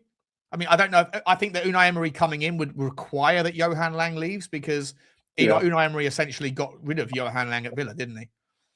Yeah. Yeah, so, I mean, if you're going to lose, say, if we just say Van der Ven, Romero, and a Richarlison or Solanke, just one of, I would then still probably pick Pochettino, just because I think that we have the fullbacks for a Poch system in Porro, Udogie, and Sousa. It looks fairly lively, right? I think we have like a Berghvall, we have a Maddison. I mean, it's about getting them all fit. Gallagher was his captain. Kudos. I think we've got half of a Poch team already, so we would need like a new striker, a new left winger, a midfielder. Well, when everyone's fit, and then obviously centre back recover or replacements. So for me, I think if Pochettino comes through, you'll see better from the fullbacks. I think Vuskovic may get a shout. I think he would probably bring him in and nurse him into the first team. For Pochettino? Pochettino. Yeah, I think he would kind of bring him back and nurse him into it. I think Pochettino would probably be... I think Unai Emery's a better manager. I love Unai Emery. However, I don't know. Maybe I'm wrong. Maybe you can correct me or maybe the chat can correct me. But I don't remember Unai Emery ever really being known for developing unbelievable talent. Right? Developing talented youth. And turning into unbelievable. Most of the success that he's had has been by working with established players or by bringing in better players, right? Like Pau Torres, most of those sorts of guys. Now he does come with a draw. He does come with people want to work with him, right? A lot of people in Spain want to work with the winner, right? And there's all of a sudden there's no question marks around whether you trust the process with Unai Emery. Yeah, it's worked out. But with Pochettino, he has got a track record of developing youth. So, you could bring back a Vuskovic. You already have the Berghvalls and the Grays or whoever, the Mathys Tels. I think Mathys Tel will turn into a better player. I know you think he's dog shit, but I think he'll become a very good, a more polished version of whatever his potential can be under the right manager. I'm not sure if that would be Unai Emery. If Unai Emery came in, I think Unai Emery would sort of go, don't want Mathys Tel. Whereas Pochettino might go, I actually really rate him and could turn him into something much better than he is right now. You know what I mean? So I don't think he's a Pochettino player, Tel, to be honest. I think maybe like an Odegaard. I think maybe an Odegaard would definitely get more of a shout. Yeah. But Tel, for me, I mean, if you look at Pochettino, he always had a winger that he would like to be a winger, then almost a winger that would come inside, right? So Eriksen played there, Son played there.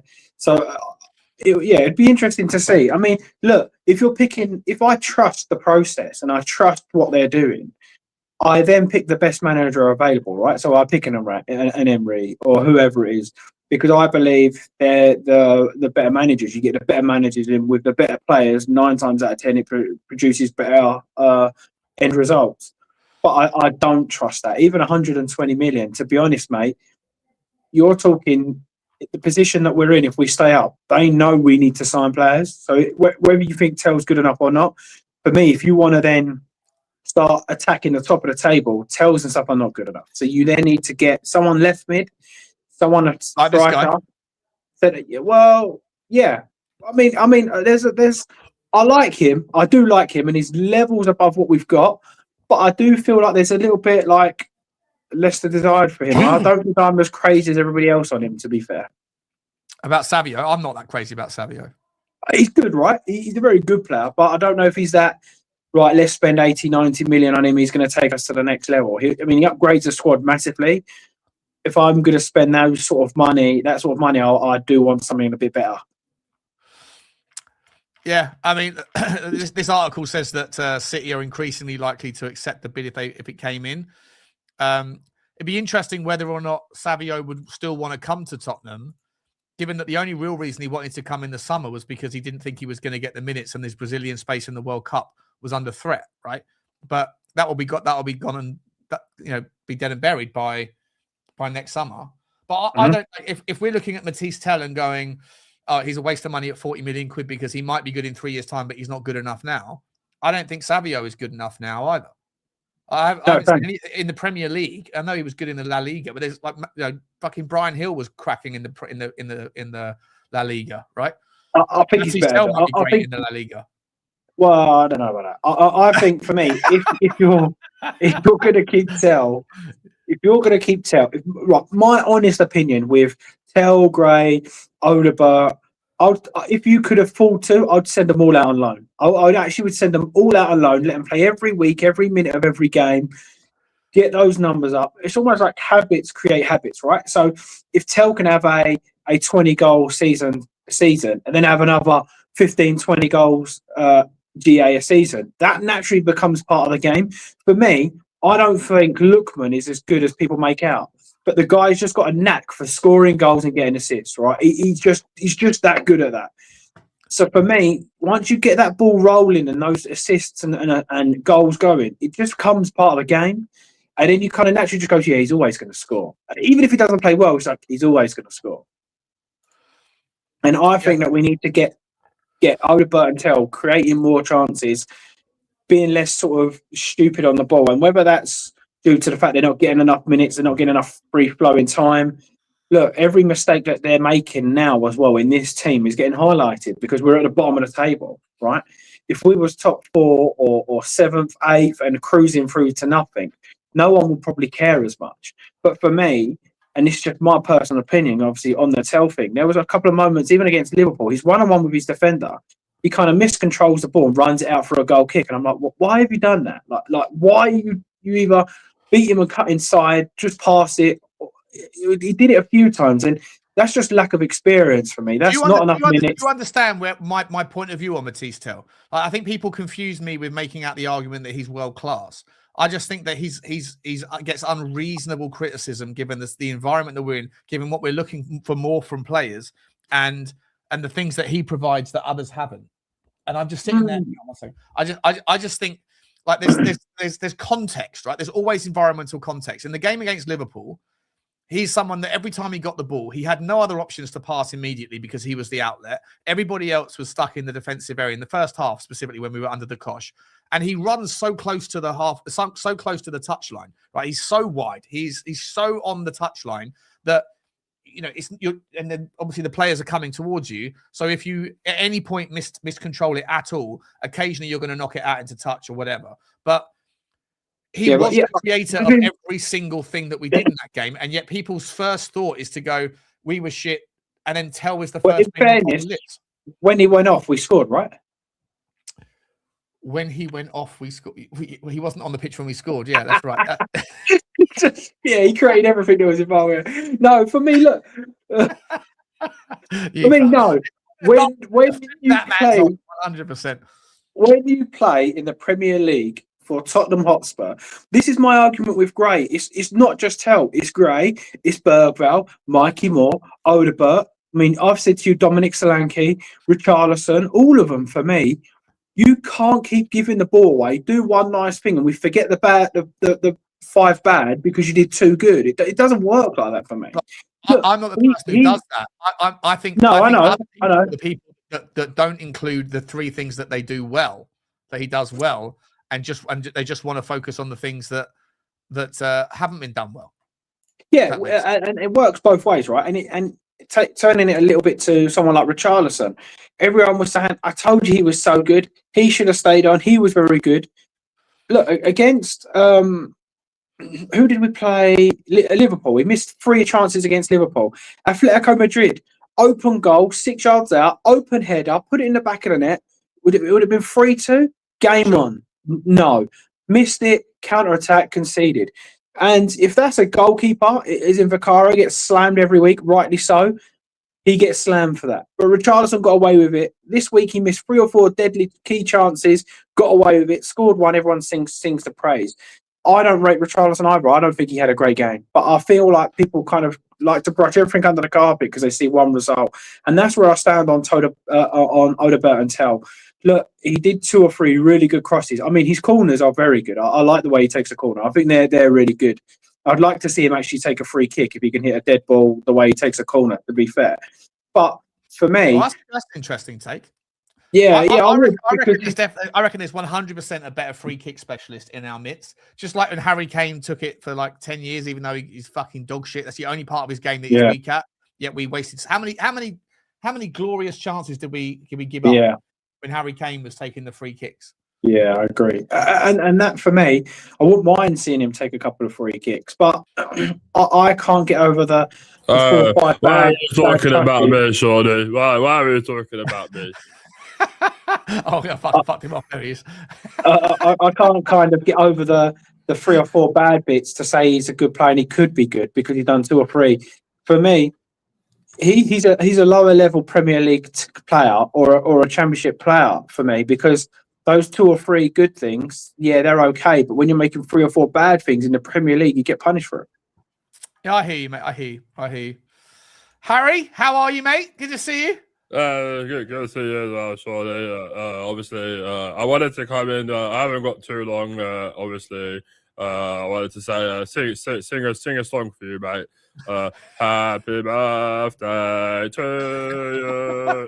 Obviously, happy birthday to you. Obviously, happy birthday to Shorty. Obviously, happy birthday, obviously, to you. Hey! Thank you, mate. Okay. Thank you, mate. Listen, from one, I don't know. Is there another Harry in the house? Is there another Harry in the house? I don't know if there is. Is there? Oh no, it's not. Who's that? What's going on with that? What's his bro? That's Al Pacino. What's going on? Oh, wait a minute. Something struggled there. What's going on there? You got a stroke. Let me get rid of that. I don't know why I have to drop out. It only works if I split up after the fact. Never mind. Big up to you, Harry. How are you, mate? Very good, thank you. Very, very good. I just want to say happy birthday. I haven't got too long. I've got to get back to training. Obviously, I've got to score some goals. Have you been working on the? You been working on your graphics card, mate? Is that what you've been doing? No. I've been doing other things. This is just a low resolution one, obviously, it does work a little bit, but it's not great. It's not as good as yours, Shawnee. We know that. I just wanted to come in and say hello. I've got to go because I've got things to do. But happy birthday, Shawnee. I hope you have a wonderful day. James, fuck off, mate. And yeah, take it easy, guys. Obviously.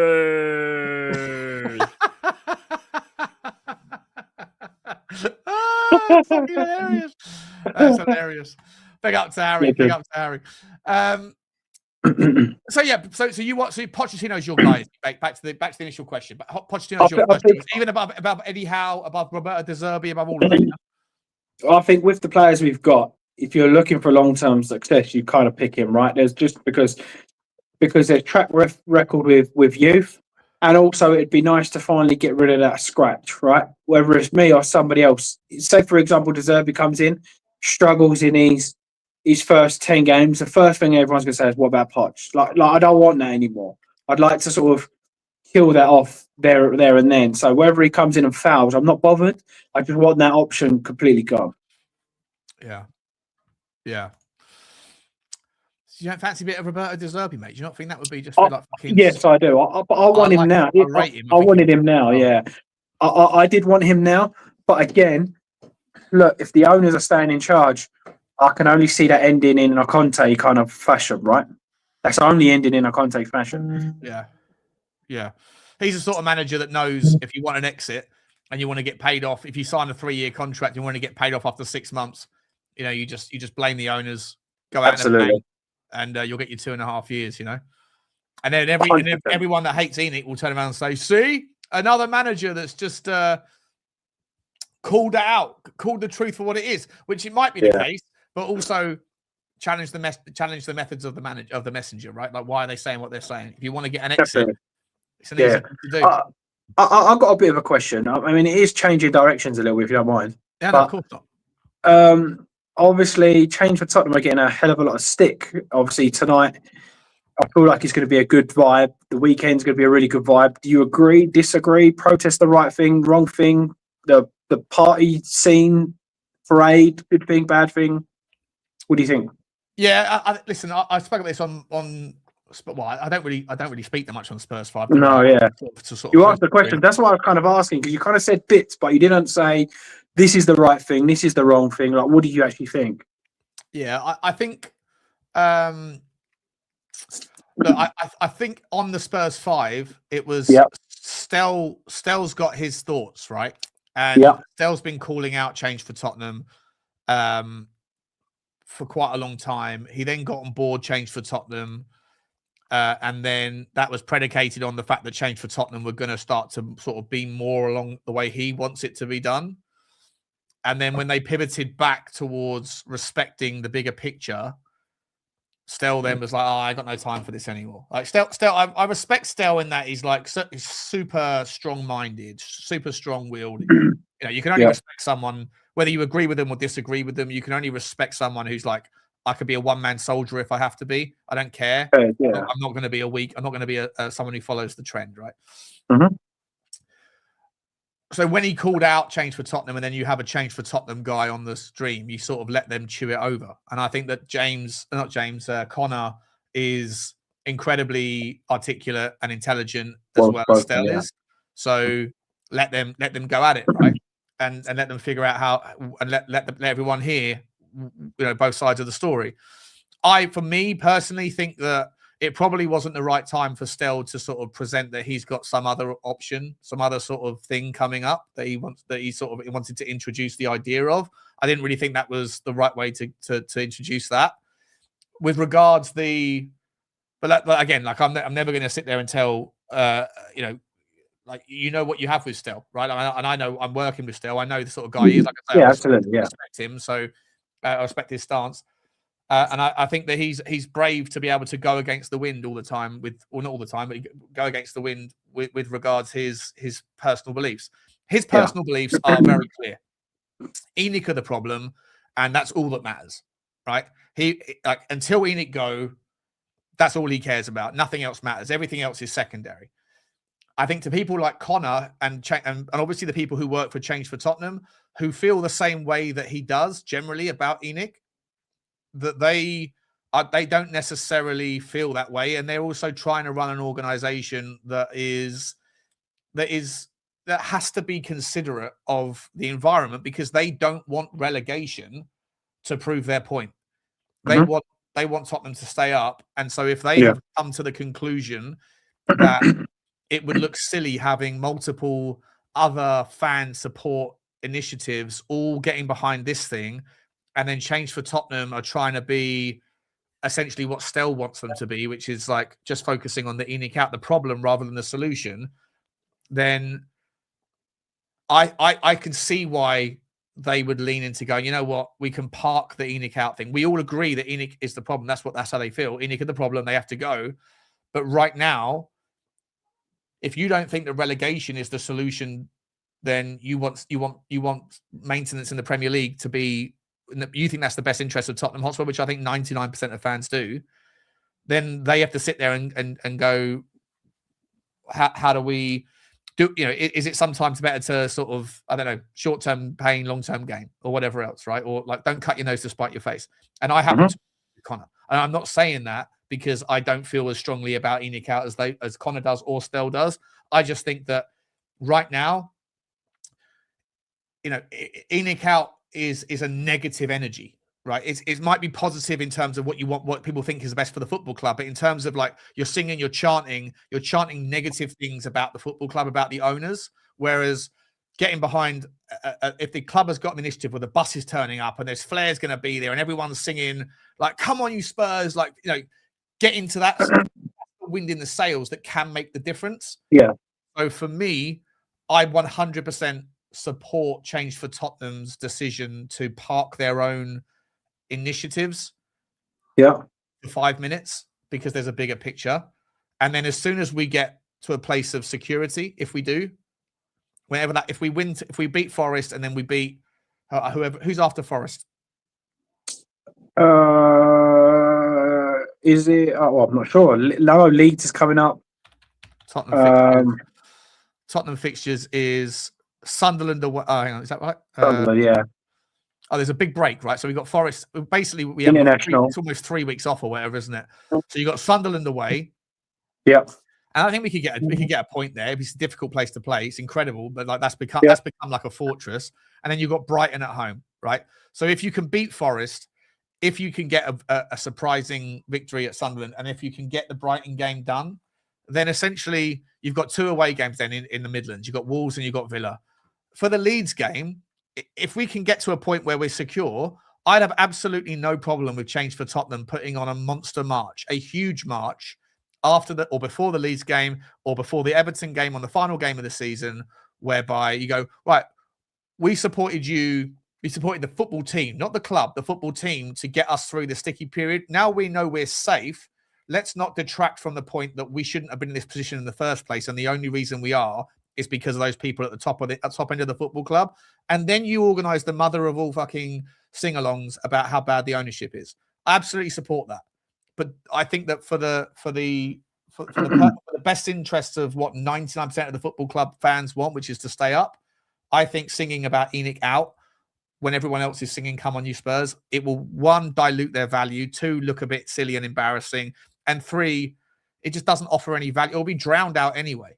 And as much as I think that Stell is I respect his passion and I respect his intelligence, I think he has a blind spot when it comes to what's in the best interests of his own movement. Of course, people will look at it, and if you were to get 50 people or 1,000 people or 500 people singing "ENIC are a cunt," but there's 10,000 people singing "Come on, you Spurs," I think those 10,000 people are going to look at this section over there and go, "You're missing the point here. Like, this is not about that right now." So for me, I think Stell's got a bit of a blind spot on that fact because all he cares about is ENIC out. And I think so I support, long story short, I support Connor and Billy and Jay, Hayden, whoever it is. I support that conclusion. I think it's the right one. Yeah, I agree, to be honest. Look, if we could guarantee 50,000 people at the weekend in an ENIC out protest, then I would still pick an ENIC out protest, right? If I could guarantee 50, 40, 30, 20,000 people all screaming ENIC out before the game starts, and then more importantly, cheering a team on the moment they get into the stadium, I would pick that.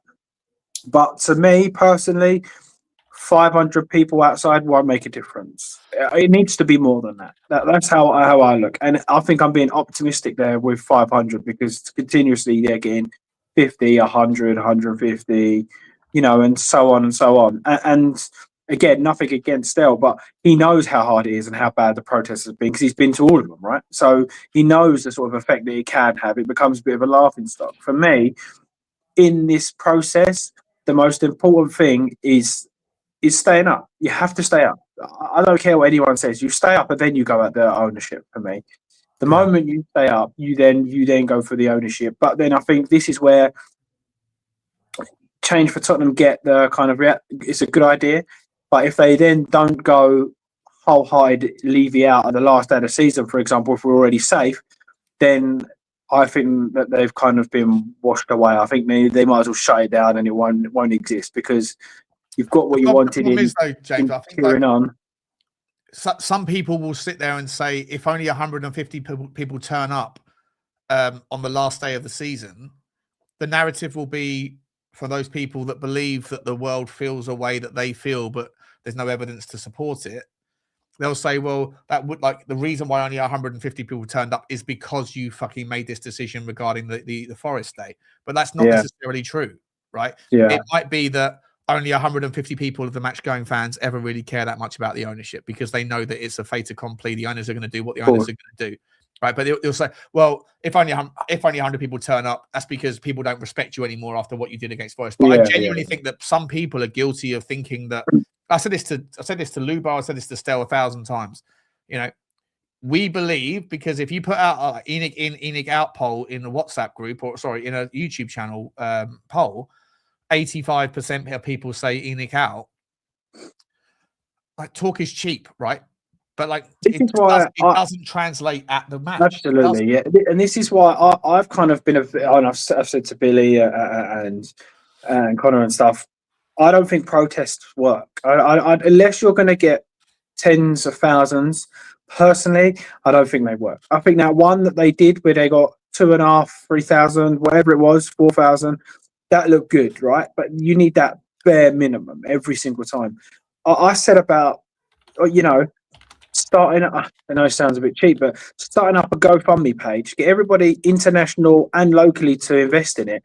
Buy flags, banners, ENIC out, everything, and then give them out to people in the South Stand. Just give them out. Go, here you go, here you go, here you go. And if you've got 50 ENIC out flags, bright yellow, being waved during the game, the camera will see that, right? The camera will be like, bloody hell, 50 flags looks a hell of a lot. And there, for me, you're kind of getting the message around. People will probably hold that because they're not part of I don't want to say gang, because it's not a gang, but people kind of naturally think, oh, I'm not going over there with them, or I don't like, say, for example, they say, if you went to the protest, I'm not going over there, I don't like Sean, or I'm not going over there, I don't like James, I'm not going over there, I don't like Stell, or whoever, right? Whereas if you're giving out... I don't think that many people know who we are, mate. Like, I disagree. I've been to the stadium, right? I've been to the stadium, obviously, hundreds of times. Some days, I get, if I went tonight, there's a chance that 5 people might come up to me and say that I haven't met before, that I don't know, and say, love your stuff, or hate you, you're a prick, whatever. The most it's ever been, that's probably like, I don't know, 60, 70 people or whatever that come up to me. But like, you're talking in 60,000 people. I'm not saying that in any way I brag. I'm just saying I genuinely think that the vast majority of the people that go to the games haven't got a fucking clue about any of the online stuff. Yeah, I disagree. This is where I disagree. I think people have more confidence, right? And look, I mean, we get slated in the chats and so on, but fair fucking play for us putting our face on a screen and saying our opinion, right? A lot of people don't have the confidence to do that. A lot of people don't have the confidence to go stand next to somebody they don't really know, or they only see them on the screen and say, yeah, I'm with you. Like, we're in a world where... I don't think most people, like, I've been a Tottenham fan my entire life. I've been doing this for 4 years. A month before I started doing it was the first time I ever even crossed my mind that Tottenham would have a YouTube community. And I went on to We Are Tottenham TV. I was like, oh, what's this? And I saw it. And it was Dave Irish Hotspur that was doing a pre-match show for the Burnley game that got called off because of snow. And it was, if you want to call in, become a member. So I paid a £5 and I phoned in. I was the last one to phone in, and then the game got cancelled whilst I was talking to Dave. I thought it was Dave's channel because I'd never seen Ben or Sim. It was literally the first day I ever came across it. I ended up having a 50-minute conversation with Dave because the game got cancelled about Levy, having an absolute row with him about it. And then I was like, I fucking love this. This is amazing. And then I reached out to their channel and said, I apologise if I got aggressive. And Ben and Sim were like, no, it wasn't with us, it was with Dave. So I found Dave, messaged him, he invited me onto his show, and then the rest was history. Then I started my own channel a couple of weeks later, and that was it, right? Because I fell in love with it. 5 years ago, James, I'm someone that spends my entire life in the internet because I did it for marketing as my career, right? I know, I get that side of things. I had no idea there was a Tottenham online community. So I can imagine like maybe half of the people online at the stadium have no idea who you are, who I am, who. Oh, they know who I am. I know who you are. You're the guy who hates Tell unreasonably. You bozo. No, but the reason I would say I disagree is because the likes of Abby Summers and Last Word of Spurs, they're always on Sky Sports, right? So now their YouTube is being kind of promoted as well. Like you have a YouTube channel, podcasts. Now, less so before, right? Like but that's what I'm on about. So more like now, to be fair. So I feel like they know who they are. I just don't think everyone's.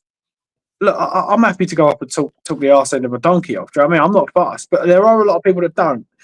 So that's where I feel something like a flag, a banner, a sign, just giving them out into the south stands. I think people naturally go, "Cool, yeah, I'll hold that." Even if you didn't want to, some people just go, "Okay, I'll hold it," whatever.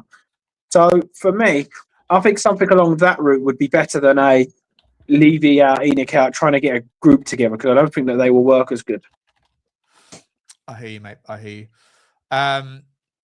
Mate, last couple. I've got a show that's I'm already 1 minute late for it, but we've got Football Link guys that are watching. We're going to move this conversation. I've got a Johnny on waiting on Football Link, so we're going to be talking a lot about Tottenham on Football Link. We've also got to talk about the situation in Africa. It's fucking hilarious. Have you seen this, James? Like Senegal won't give the trophy back. Yeah, no. It's our trophy. It's our fucking trophy. I'll do the same as well. Gang. Hey, give him a fucking trophy, bro. Yeah. What do you think about that? What do you think about that whole thing? Well, how can you give a trophy back for something that you won? They allowed it to continue, then blame them for it. I'm sorry. You can't say continue and go on and win it. Go, actually, no, they might have won it. You walked off. No, don't work like that. Yeah. It should have been cancelled at the time, shouldn't it? You're probably right. Yeah. It should have been cancelled at the time. I agree. What's your score prediction for tonight, James? Well, I've said 3-1 for like the last 5 weeks, so I don't want to change it and we win 3-1. I think we win tonight. I'm going to go... Yeah, fuck it. I'm going to go 3-1. So we're going to go out? Yeah, we're going to go out, but it's a positive result. And what's your team selection if you were the manager right now? What would you do? Knowing that you have Udogie potentially, I wouldn't obviously probably not going to start him, but potentially he's on the bench. Potentially Berghvall's on the bench. Potentially, Romero is back. So what would you do? Well, I'm a firm believer of you have to own your spot, right? The only thing he's guaranteed, he's come out and said that Van der Ven captain, so he's playing. I don't mind the idea of him playing left back personally, and then you could bring Romero in for Dragutin. And then kind of go for the same team, to be brutally honest. That done the business the weekend against Liverpool. And then you don't have to rush through your Berghvalls. You don't have to rush through your Udogies. Let them kind of just do whatever. Let them get fit first before chucking them into a game that, look, we may think we're out. It doesn't matter. We'll try our best. But they're going to be thinking, no, I want to win this, right? They're still going to want to be in the Champions League. So the kind of player he is, he's going to be giving everything. So I would rather... If we're 2-0 up or 1-0 or draw in, then just leave him off. There's no point bringing him on. Just leave him. Let him have that rest till the weekend. Is there any notion at all? We know that Igor Tudor's not afraid of making a crazy tactical pivot. Is there any chance at all that he might look at this and think there's a small chance, but it's not a reasonable probability that we're going to make it. Therefore, those so many minutes in the legs, is it better to maybe give Olasasi a start, for example, or something like that? He played well, right? Yeah, he played well. So you can rest Archie Gray or rest Pape Sarr for the game against. Yeah, you know what I mean, is there anything like that?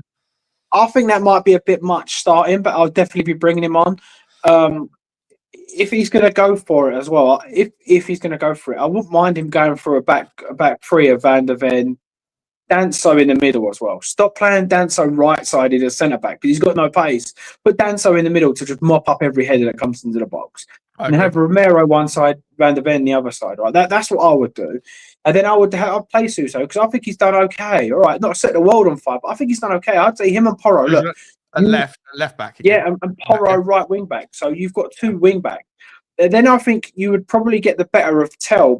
You would get better of Tel because you would have Suso overlapping, Tel naturally coming inside. I think Tel would then be a better player. And the same for me. I mean, I can't stand Kolo Muani, but again, same for you have that back 3. Those 2 in the middle. You'd have probably Sarr and Gray to start. Yeah. And then I would literally play like 3 strikers almost with Kolo, Richie, and Tel. Which you can't play tonight. So it'd be Kolo, Tel, and Solanke. Yeah. But I would have them not a strike like Kolo and Tel, not strikers, kind of more narrow. In pockets rather than anything else. I don't hate that at all. Mate. I think that's quite very attacking. It's good enough defensively, and if we lose, it's not the end of the world, right? For me, anyway. I want to build momentum, but it's not the end of the world if we go out. Yeah. So you said 3-1, yeah? All right. Yeah. All right. So, mate, I've got to jump, mate. I've got to run. What's your score? You can't get. I'm always in host mode these days, mate. I get away with murder. What do you fucking think about this, you prick? Say anything, yeah. I'm going to say. I think Tottenham will. I'll say this: we're either going to lose 2-0 because we're going to get picked off. Yeah. If we get the first goal, I think we win the game. I think we goes to extra time, but I think we lose. In either extra time or on penalties. If it goes to penalties, we ain't got a fucking chance. If it goes to penalties, I'd swap Vicario off at the end. To be honest, I really would. I actually would, but I wouldn't go for Kinsky. I'd go for Austin. Same, yeah. No pressure. I don't know who he is. 119th minute. Save one side. Mate, imagine that for you looking for a tactical. 119th minute. You've got one sub left. Vicario comes off. Austin when it's Tim Krul, was it Tim Krul that done that? 2 saves. What's that? When it's Tim Krul that done that last minute off and on, and then saved one of the penalties. Yeah. Written in the stars. Written in the fucking stars. Give it to Austin. Yeah. I mean, absolutely some sort of James, mate, thank you so much for coming on. I really appreciate you, mate. Love you, buddy. Thank you, mate. Really enjoyed it. Take care, mate. To everyone in the chat, I want to say massive thank you for stopping by. Stay where you are. We're going straight over to Football Inc. We're going to continue with Johnny Boy. I want to say a massive thank you to all the happy birthday well wishes. You guys are super generous, and all the super chats as well. Unbelievable stuff. Thank you so much to everybody. Love you all. I'll see you back tonight for the pre-match and for the watch along. James, if you're around this evening, mate, you're more than welcome to join. I missed the game. I've got Son's football. It's taking over my fucking life. Same as Sunday. I missed a Sunday game because he's got football. Selfish prick. Mate, he's going to be a superstar at Tottenham in the Championship. Appreciate you, James. Appreciate everyone. Love you all. Stay where you are. See you over. Like, subscribe, and comment. And as always, come on, you Spurs. Bye-bye. Come on, you Spurs.